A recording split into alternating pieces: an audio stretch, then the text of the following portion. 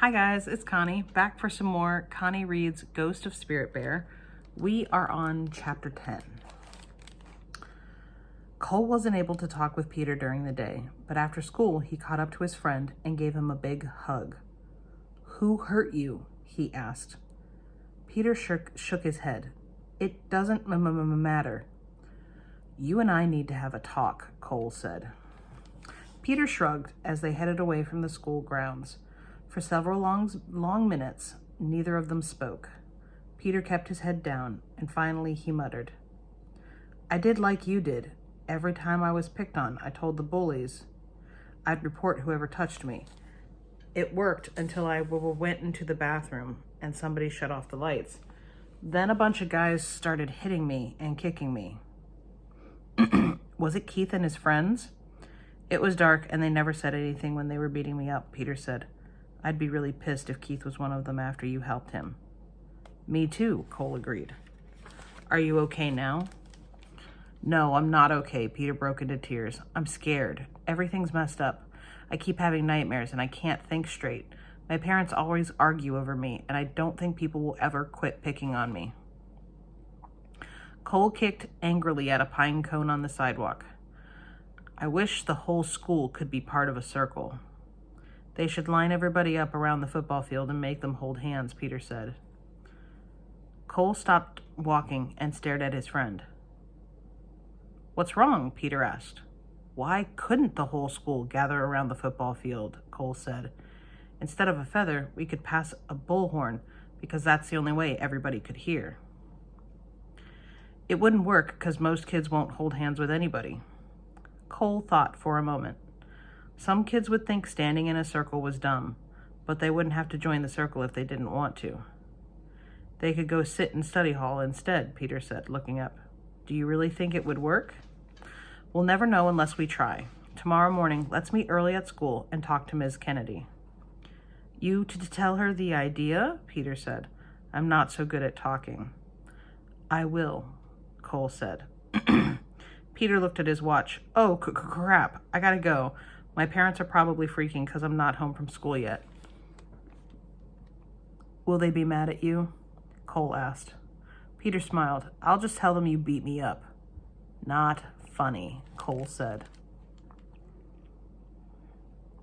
As planned, Cole and Peter met at the school half an hour early the next morning and went directly to the principal's office. "Can I help you?" she asked, her voice sounding tired and a little short. "We have an idea," Cole said. "I'm kind of busy this We have an idea," Cole said. "I'm kind of busy this morning." "So are we," Cole said. "This can't wait." The principal motioned them briskly into her office. "How are you doing, Peter?" "Things are all messed up," Peter said, sitting down. She looked at Cole. "So what's so important?" Cole didn't know where to begin, so he just started talking, explaining their idea for a school-wide circle. Miss Kennedy listened, then studied both boys intently. "Wouldn't it be easier to just get everybody together in the gym and do the same thing?" "It would be," Peter interrupted. "People in a circle have to look at each other." Cole nodded. "Peter's right. Everybody feels like they're a part of a circle. They're not just sitting behind somebody else in an audience." Ms. Kennedy shook her head slowly. "I can't require students to attend something like that." "Then let the rest go sit in study hall," Peter said, almost pleading. Cole said, "Ms. Kennedy, you said it yourself. All your changes don't mean anything if we don't change ourselves inside. You have this whole thing figured out, don't you?" "Yep," Peter said. "We figured it out."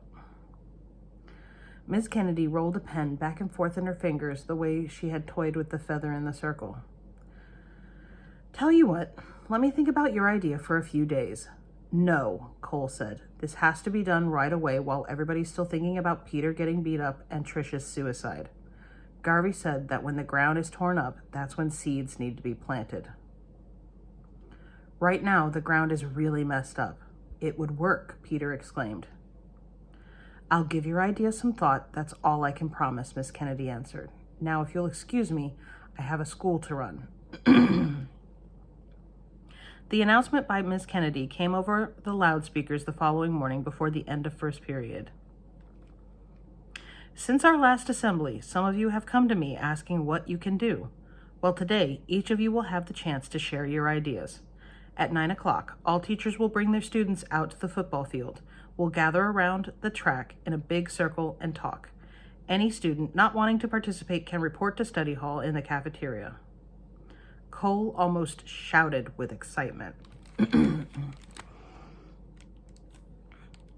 Anticipation hung in the air as the students filed from the school. Curious about why they were gathering around the football field instead of in the gym, Cole searched the crowd for Peter but couldn't find him. Miss Kennedy waited on the field inside the track, holding a bullhorn. Everybody line up around the track in a single line, she shouted. She directed, make a complete circle. With the usual confusion that comes from asking any large group to do something simple, the students clumped in bunches. Some kids jostled to stand next to their best friend or refused to stand next to somebody they didn't like. Spread out, called Miss Kennedy. Form a single line around the track and face me. When they finally did, Miss Kennedy began.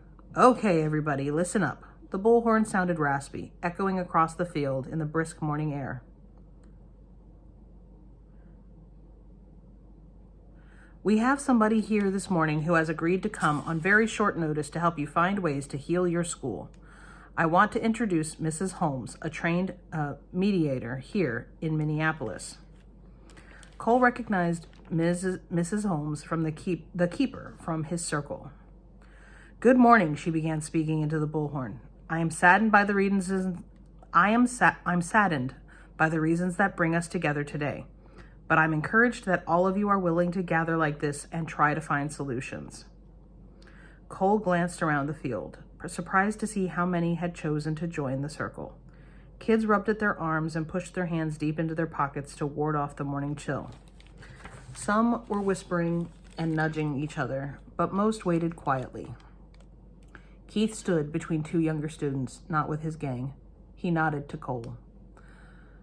I must say this is the largest circle I have ever been a part of, Mrs. Holmes said. But our size makes no difference. We will pass the bullhorn around the field, and each one of you will have the opportunity to voice your feelings if you wish. I ask only two things of you this morning. First, speak honestly from your heart. Second, respect whoever is speaking. If you can't respect others, you can't respect yourself. A school cannot heal without respect. Two girls near Cole giggled. One boy had lit a cigarette. The keeper spoke calmly through the bullhorn. People always fear what they don't understand and destroy what they fear. Students, your ignorance and fear have let you focus on your differences. Prove today that you aren't afraid. I want everybody, including teachers, to reach out and join hands. Everyone form an unbroken circle. A murmur erupted around the track. Some students hesitated and tried to move quickly next to somebody else. Please don't change positions, the keeper said. If students in the same school can't even hold hands, how do you expect countries to get along? It begins here. When the human circle was finally complete, the keeper continued. I'd like each of you to take a moment and think of something you have done in the last 2 weeks that showed intolerance. Some moment when you didn't allow somebody else to be different from you. Everyone stood silently, some with closed eyes. In the distance, a siren wailed as the keeper continued. Okay, now I want each of you to think of what you could do, starting today, to encourage tolerance in your school. This is ridiculous, Cole heard one student complain. The boy left the circle to join several others who were heading back inside. The keeper ignored the few who were leaving. Okay, feel free to warm your hands in your jackets. I'm going to walk this bullhorn around the track twice. First, I want to hear your feelings about what's happened and why you think we have such intolerance at this school. The second time around, we'll search for answers. But first, let's share our hurt. Remember, nobody is required to speak, but we all have the obligation to listen. The keeper walked to the nearest student and offered him the bullhorn. Cole watched with anticipation, holding his breath. The boy shook his head, embarrassed. And that's the end of chapter 10. Definitely going to have to keep moving on. Be careful with that and enjoy, please and thank you, and I will see you for the next installment. Have a great one. Bye.